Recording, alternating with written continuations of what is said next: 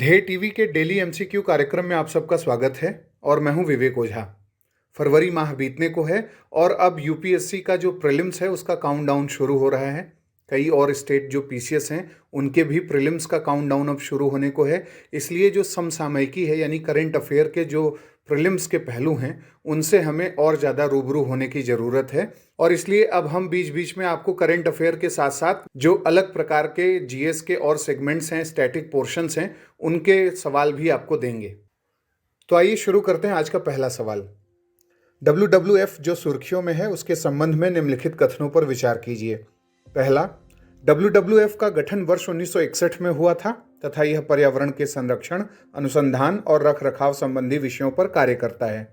दूसरा, इससे पूर्व इसका नाम विश्व वन्यजीव कोष यानी वर्ल्ड वाइल्ड लाइफ फंड था। तीसरा, इसका मुख्यालय जिनेवा में स्थित है। उपरोक्त में से कौन से कथन सत्य हैं?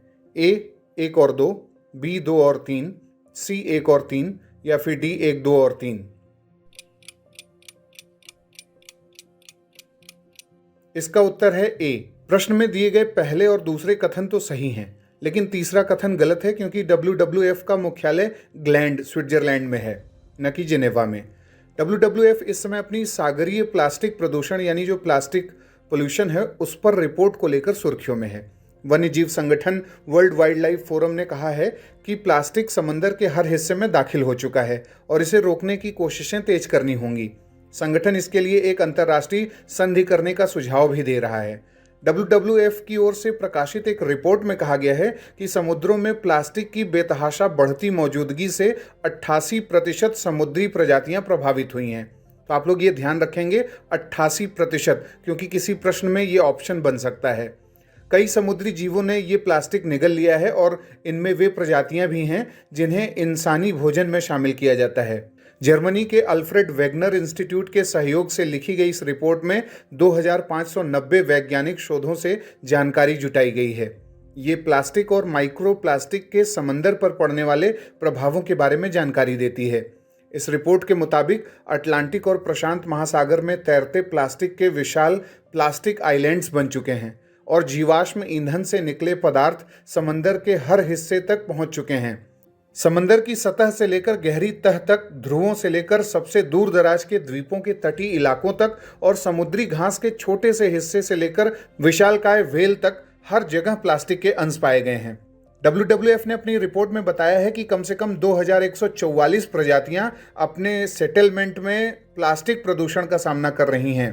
90% समुद्री पक्षी और 52% कछुए इसका प्रभाव झेल रहे हैं।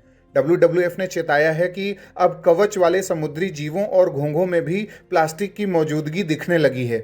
इस रिपोर्ट का अनुमान है कि साल 2040 तक प्लास्टिक का उत्पादन दोगुना हो जाएगा, जो समुद्र में प्रदूषण को 4 गुना तक बढ़ा देगा।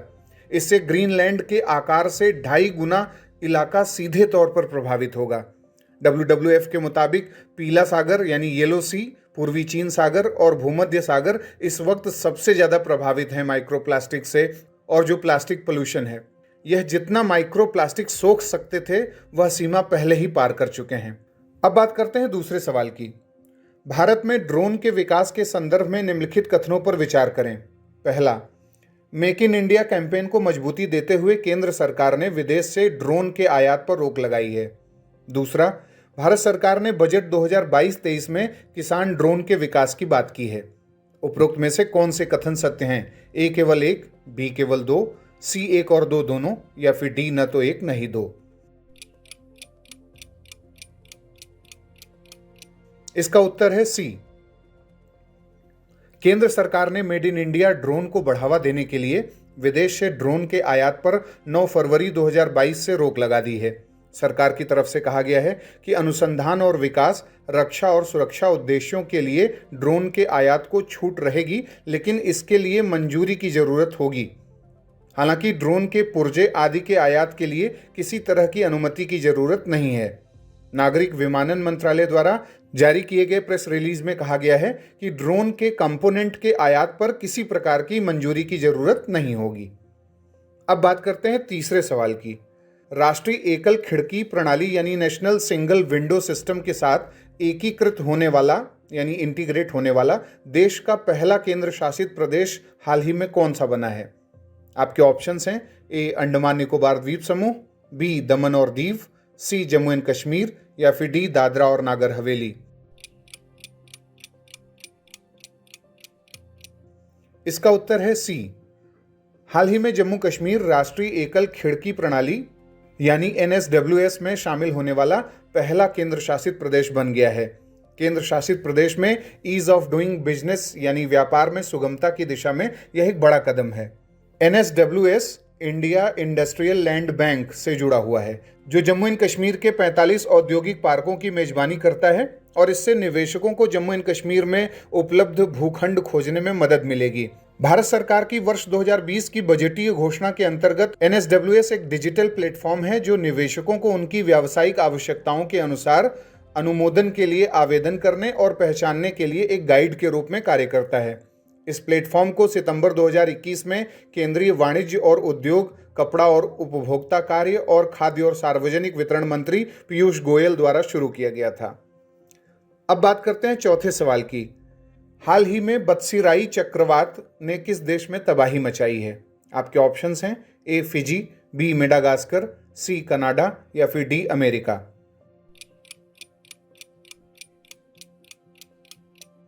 इसका उत्तर है बी यानी मेडागास्कर। मेडागास्कर में भीषण तूफान बत्सीराई ने कहर बरपाया है। तूफान की वजह से भारी नुकसान की खबर है।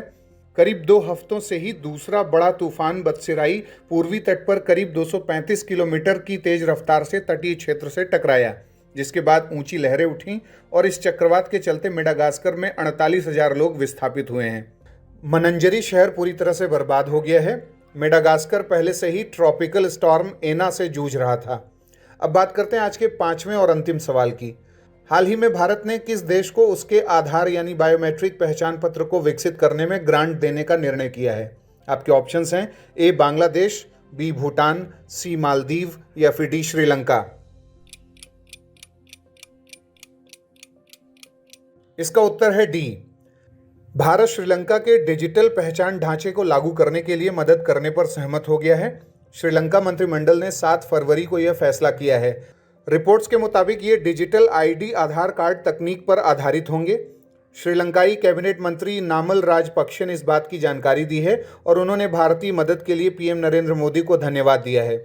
श्रीलंकाई सरकार ने कहा है कि प्रस्तावित डिजिटल आइडेंटिटी फ्रेमवर्क के तहत बायोमेट्रिक डेटा के आधार पर एक व्यक्तिगत पहचान सत्यापन उपकरण पेश करने की उम्मीद है और यह एक डिजिटल टूल होगा जो साइबर स्पेस में लोगों की पहचान का प्रतिनिधित्व कर सकता है और इसके जरिए फिजिकल पहचान को डिजिटली सटीक रूप से सत्यापित किया जा सकता है। हाल के समय में श्रीलंका में अलग अलग प्रकार के टेररिस्ट एक्टिविटीज़ देखी गई हैं, टेरर बॉम्ब ब्लास्ट देखे गए हैं, लोन वुल्फ अटैक देखे गए हैं, साइबर क्राइम देखा गया है। तो उस हिसाब से इंडिविजुअल्स को आइडेंटिफाई करने के लिए यह तकनीक बहुत महत्वपूर्ण है और इसके लिए श्रीलंका सरकार ने निर्णय लिया है। इससे पहले भी 2015 से 2019 के दौरान मैत्रीपाला सिरिसेना और रानिल विक्रमसिंघे सरकार ने भी इलेक्ट्रॉनिक राष्ट्रीय पहचान पत्र बनाने की कोशिश की थी, लेकिन गोपनीयता को लेकर सवाल उठे थे और मामला ठंडे बस्ते में चला गया था। इससे पहले भी महिंदा राजपक्षे सरकार ने 2011 की शुरुआत में इस प्रोजेक्ट को शुरू करने की कोशिश की थी, लेकिन वो भी नाकाम रही थी। तो ये था आज का हमारा डेली MCQ कार्यक्रम। आपके 5 में से कितने सवाल सही हुए, कितने गलत हुए, आप हमें कमेंट बॉक्स में बताएं। अगले कार्यक्रम के साथ जल्दी हाजिर होंगे। इजाजत दीजिए, नमस्कार। UPPCS क्रैक करने का जबरदस्त टूल ध्येय IAS का कॉम्प्रिहेंसिव एक्सप्रेस टेस्ट सिर्फ 100 रुपए में, और साथ ही पाएं सब्जेक्ट वाइज आकलन, काउंसलिंग सेशन और एकेडमिक सपोर्ट। अपेयर करने के लिए नीचे डिस्क्रिप्शन बॉक्स में दिए गए लिंक पर क्लिक करें या ध्येय IAS ऑनलाइन ऐप को डाउनलोड करें।